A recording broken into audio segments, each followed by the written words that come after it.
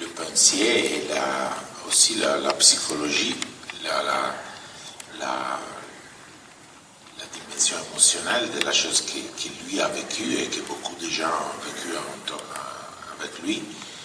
Et je cherchais de trouver une liaison avec la dimension collective de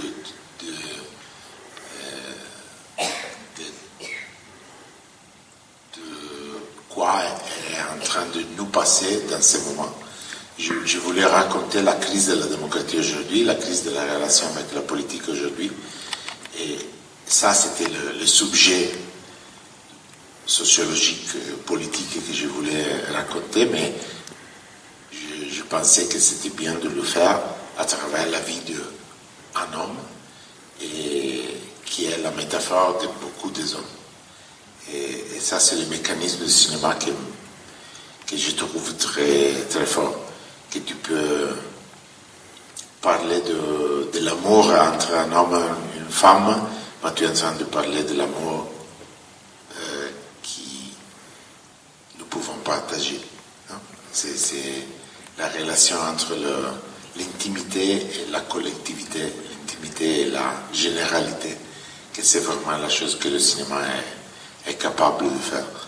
Et je cherche d'utiliser le cinéma pour ça. C'est une très belle réponse. Alors, il y a un acteur qui a porté le film, je pense, c'est Elio Germano. Comment le choix s'est porté sur lui et quel travail a-t-il fait pour essayer de restituer ce grand bonhomme de l'histoire italienne, qui était Enrico Berlinguer, et est-ce qu'il n'a pas senti le poids et la responsabilité de faire cela?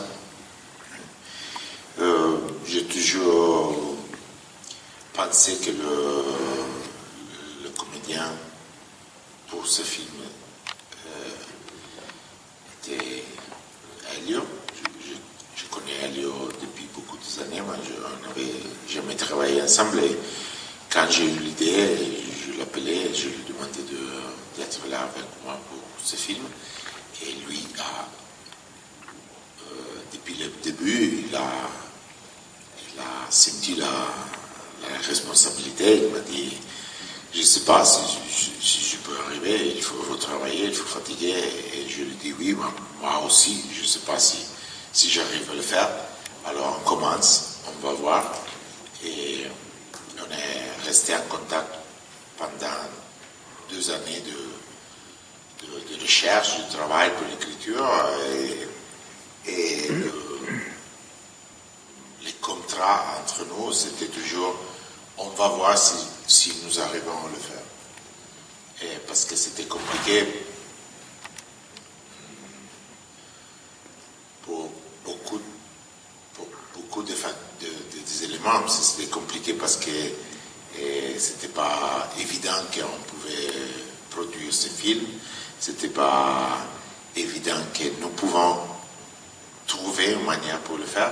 Alors, toutes les choses, tout le chemin pour la production du film était lent et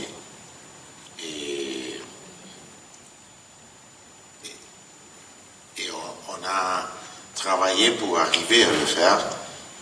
Et il y avait, bien sûr, il y avait un moment qu'on a signé un contrat et on a fait le film. Mais avant la signature du contrat, les contrats entre nous, entre moi, Elio, Marco et tous les autres, c'était on va voir si nous arrivons à le faire. Et quand on a commencé vraiment à préparer le film, la chose principale, la chose qui était très claire entre moi et Elio, était que l'idée, c'était pas de faire un film sur Berlinguer, mais c'était l'idée de faire un film avec Berlinguer pour raconter quelque chose d'autre. Pour ouvrir une réflexion sur la relation entre la vie et la politique, et la société et la politique, et la société d'aujourd'hui et la politique. Et Elio a travaillé pour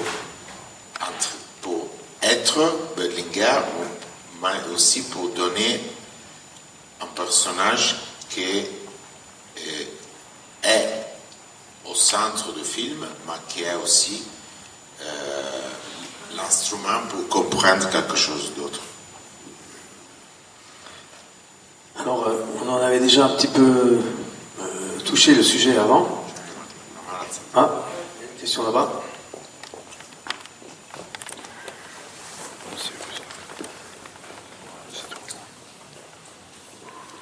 Bonsoir. Moi, c'est un film que j'ai beaucoup aimé, mais qui m'a rendu très nostalgique. Pas nostalgique parce qu'on était jeunes quand ça s'est produit, mais plutôt par une sorte de perte, je dirais, d'éducation, finalement, de savoir-vivre, alors, dont je ne sais pas, finalement, si c'est réellement le climat qui était celui de la politique à l'époque, mais en tout cas l'impression en quelque sorte d'un paradis perdu de la politique, surtout en référence à la façon dont aujourd'hui les affrontements sont très rudes, plein de coups bas, plein de fake news, etc., etc. Là, on a l'impression qu'il y a presque une politique de gentleman.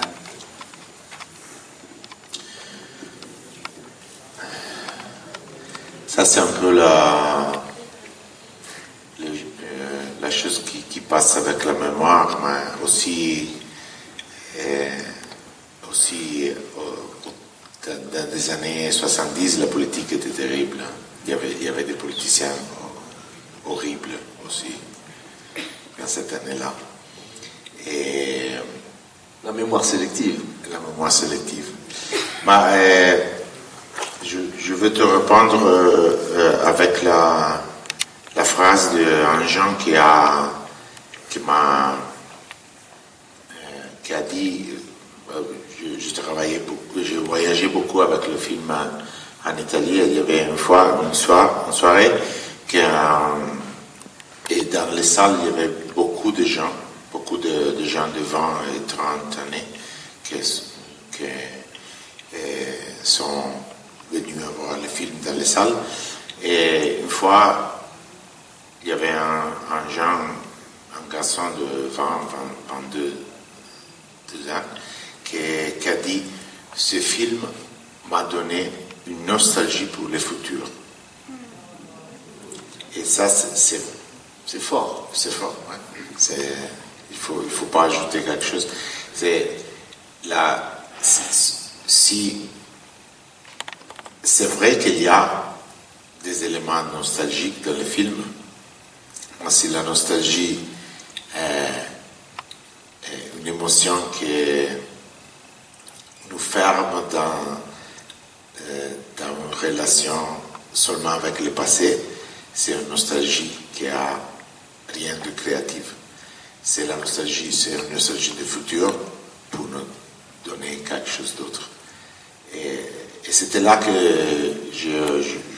je pensais de réaliser le documentaire qui est en train de sortir en Italie. C'est un documentaire sur les gens qui ont vu le film. Et c'est pas un documentaire sur le film, mais c'est un documentaire sur les gens et sur la relation entre les nouvelles générations et la politique. Et j'ai découvert beaucoup de choses intéressantes, écoutant les gens de 20 et de 30 ans qui parlent de leur relation avec la politique. Et je pense que c'est vraiment nécessaire de nous libérer de la sensation qu'il y avait un temps quand la politique était très puissante et la participation c'était très fort, et aujourd'hui c'est la fin de toutes les choses. Non, il y a quelque chose qui est en train de passer aussi aujourd'hui et il faut l'écouter. L'espace d'une courte génération, l'Italie est passée du nous de Berlinguer, et noi, au je triomphant de l'ère Berlusconi, l'individualisme. Pas seulement l'Italie. Non, certainement pas, mais bon, on parle quand même de l'Italie. Nous sommes toujours un peu en avance. Nous avons la capacité de proposer à les mondes des directions de développement tragique. En fait, ce que je voulais savoir, c'est... Et après, c'est les banques qui continuent. Certainement. 40 ans plus tard, donc presque 2 générations plus tard, que reste-t-il de la grande ambition? Et surtout, en quoi consistait cette grande ambition? Bon, la grande ambition pour Berlinguer, c'était de construire une société socialiste dans la démocratie. Ça c'était très clair. La grande ambition, c'est une définition de Gramsci. Exact. Et non, il y a des petites ambitions qui sont les ambitions de chacun de nous qui cherche à avoir une bonne carrière, un bon salaire, une maison, une voiture. Et ça sont des petites ambitions. Il y a dans la vie aussi des petites ambitions, mais la grande ambition, c'est l'ambition collective, non, liée à un rêve, à un intérêt commun et collectif. Et la grande ambition de Berlinguer, du Parti communiste, c'était de transformer la société dans une société socialiste dans la démocratie, c'est-à-dire sans violence, sans une révolution armée et sans la dictature du prolétariat et toutes les choses comme ça, mais de transformer la société comme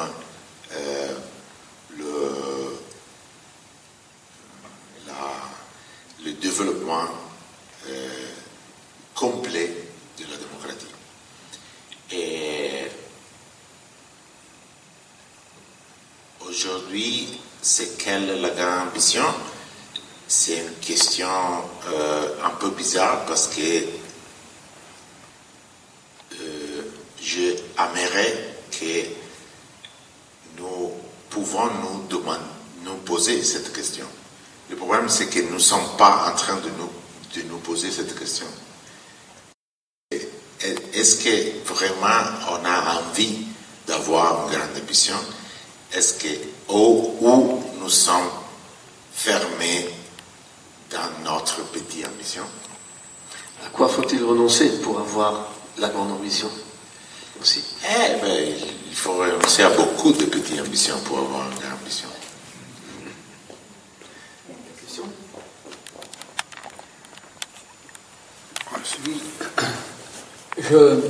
Je voudrais revenir avec une toute petite question de détail. C'est que, pour moi en tout cas, ce film, il y a une clarté du son. Alors c'est vrai que il y a des dialogues, donc c'est plus facile dans l'expression et la transcription du son. Et dans tous les salles où je vais, sur le film italien, alors je ne mets pas en cause les haut-parleurs ni la technique, la régie, mais souvent une fois, le son, il n'est pas clair, il n'est pas audible correctement. Surtout pour des vieilles personnes qui ont perdu un peu d'audition à coup de marteau dans la forge à 14 ans, par exemple. Mais là, c'est déjà un point pour vous. Par contre, ce film, il vous rentre dans les tripes, au plus profond de soi-même. Et c'est vrai que, dans tous les cas de figure, dès l'instant où un réalisateur italien saisit une page d'histoire, c'est pas possible de faire un mauvais film. Le vôtre est plus qu'excellent. En plus, il ravive une page d'histoire qui a été dûment commentée, dûment débattue, à la fois du côté italien et à la fois du côté français. Dans ce sens où, effectivement, le compromis italien, c'était par rapport au parti communiste de l'époque, quelque chose de pas révolutionnaire, mais critiquable, discutable. Est-ce oui, est-ce non, est-ce que c'est possible, est-ce que c'est le chemin à prendre? Et tout ce mouvement-là, ça a été une effervescence qu'on a connue jusque très tard, jusque les partis communistes qui, progressivement, ont accédé à un pourcentage électoral assez important, et du côté français et du côté italien. indépendamment pour rajouter cette page d'histoire, il me reste des interrogations, je les pose d'ailleurs à chacun de nous, c'est où nous sommes aujourd'hui. Et je vois que le compromis n'a pas débouché sur un socialisme, et le compromis français non plus. Et je vois que les partis communistes n'ont pas réussi à réaliser le socialisme, et qu'avec le temps aujourd'hui, tout s'essouffle, et j'ai le sentiment que je ne vais pas utiliser la classe ouvrière, on va utiliser la classe prolétarienne, on va utiliser en sens large du mot, depuis l'ingénieur jusqu'à celui le maçon. J'ai l'impression qu'ils ont perdu, qu'ils sont orphelins dans cette société, et qu'il faut réinventer, à mon avis, un chemin d'espérance, un chemin de collectivité pour effectivement bâtir le socialisme tel qu'on le conçoit. C'est ce qui nous est posé aujourd'hui, et votre film, à mon avis, il est interrogateur sur cette question, et il faut qu'on soit positif à partir de votre film pour construire à notre avenir. En tout cas, moi, je vous remercie de m'avoir fait d'un égard pleurer sur votre film. Pas aujourd'hui, parce que ça fait 2 fois que je le vois, mais c'était ça pour eux. Merci à vous. Merci beaucoup. Alors, je pense que tout doucement, on s'approche de la fin de la rencontre, parce que demain, on travaille. J'aimerais terminer sur une anecdote, parce que André a réussi à glisser une anecdote assez sympathique, une touche d'humour dans un film qui est quand même chargé d'histoire et chargé de plein de choses, pour qui comme moi a vécu l'époque aussi. Eh ben, c'est la scène du billet de banque de 50 000 livres, hein, que Berlinguer retrouve dans un livre de Rosa Luxembourg, donc l'accumulation du capital. Oui, c'est la seule chose qui est complètement faux. Non, mais il faut faire le cinéma. Exactement. Et là, on a la règle entre moi et Marco Pettinello, c'était de chercher de construire le scénario à partir de documents, de témoignages précis, et toutes les choses qui passent dans le film sont des choses qu'on a étudiées et sont basées sur des recherches très précises, très aussi pointues et pointues. Et l'histoire de lui qui cherche une banknote, et dans le livre, c'est une histoire vraie. Et le fils nous racontait qu'il y avait cette mémoire de le père qui cherchait les banknotes, mais il ne savait pas, il ne se rappelait plus où était. Mais aucune personne dans la famille se rappelait si il avait trouvé ou pas la banknote et où il était. Alors, je me suis dit, il faut qu'on donne, nous, la solution à l'histoire. Et alors, Marco m'a posé la question, et c'est où qu'il trouve la banknote? Et je lui ai dit, dans l'accumulation de capital de Rosa Luxembourg. Et il m'a dit, c'est une idée tellement idiote qui va marcher très bien. La preuve, elle m'a intrigué. Voilà. Je pense qu'il y a une toute dernière question là. Bonsoir. Bonsoir. Merci beaucoup pour votre film que j'ai aussi extrêmement apprécié, qui m'a rendu extrêmement nostalgique. J'avais 19 ans à la mort de Berlinguer, que j'ai vécu de France, mais comme l'été suivant, l'été, oui, donc je me suis rendu en Italie.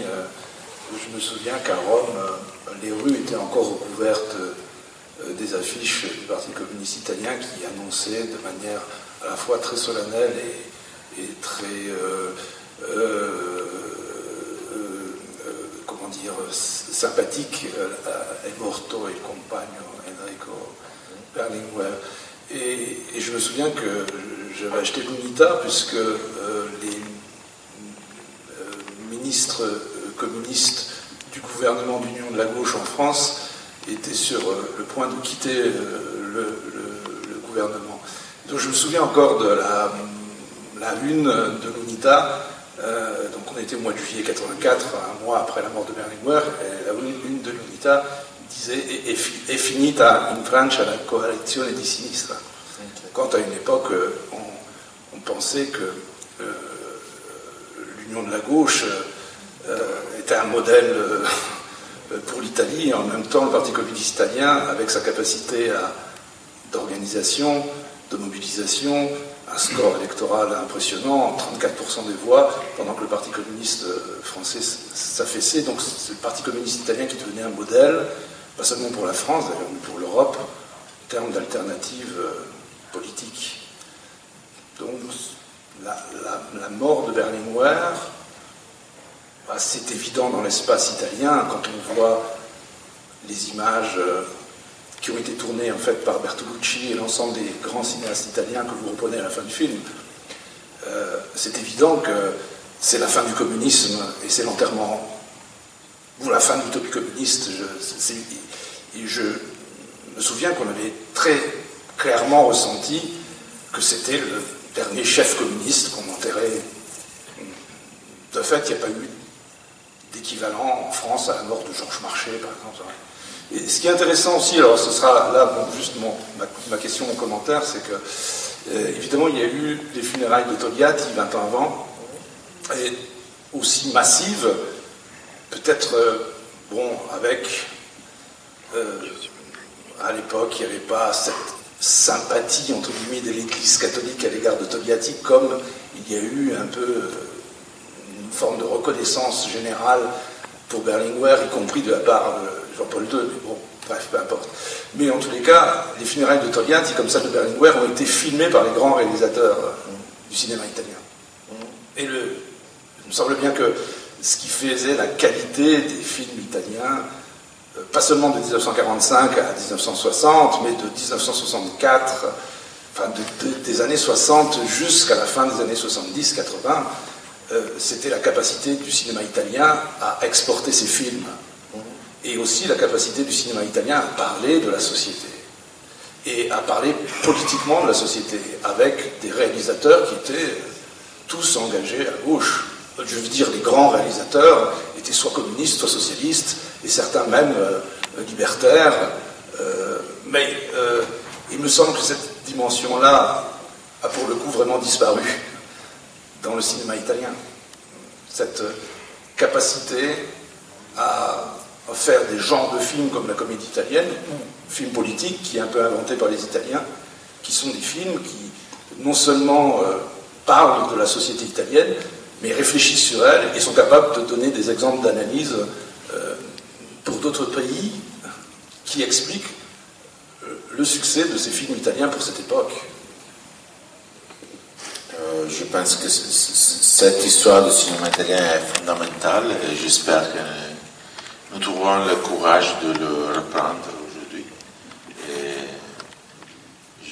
j'essaye d'avoir une liaison avec cette histoire et j'espère que nous pouvons le reprendre parce que je pense que nous avons un problème pas seulement en Italie avec le mot politique. Non?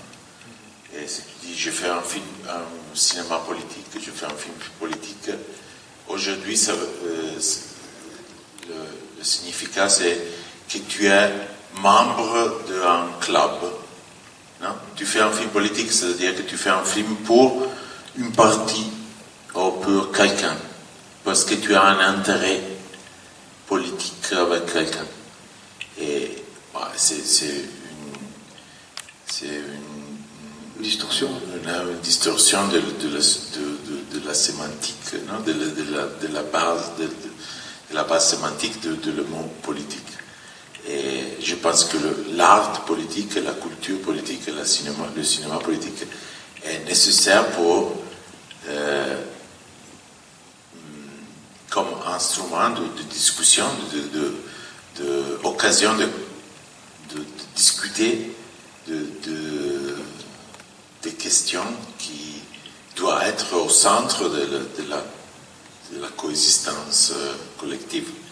Alors, je pense que faire de politique comme faire de l'art politique est nécessaire si nous croyons que la démocratie est nécessaire.